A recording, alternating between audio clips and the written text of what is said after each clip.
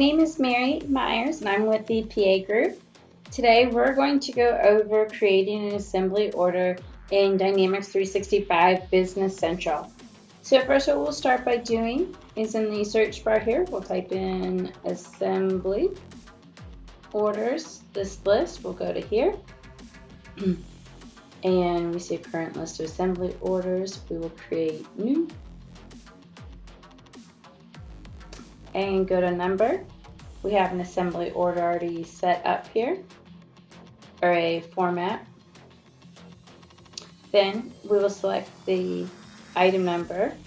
We're going to create a dogwood sample. And then in here, we're going to do a quantity of 1 in this situation, and you should see this automatically fills down in here and has some other information. On this item, we've already created an assembly BOM, and that is why you have these two items that are pulling in from here. We of course have an item and we have a resource, and both of these items and resources have rates associated with them. And so then as you can see, as a total, right, so this is, we had 1 and it only cost $1, so we have an extended cost of $1, and down here we have a unit price of 75.90, so we have an extended price of 75.90 for a total of 76.90 is going to be the cost on this unit. So all we do here is we're going to go ahead and post it.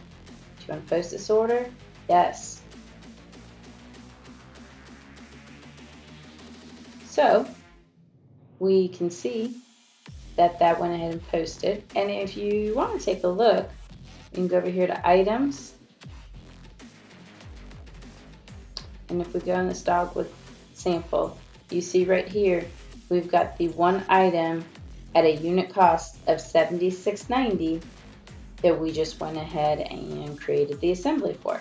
So that is how you create an assembly item in Dynamics 365 Business Central. Thank you.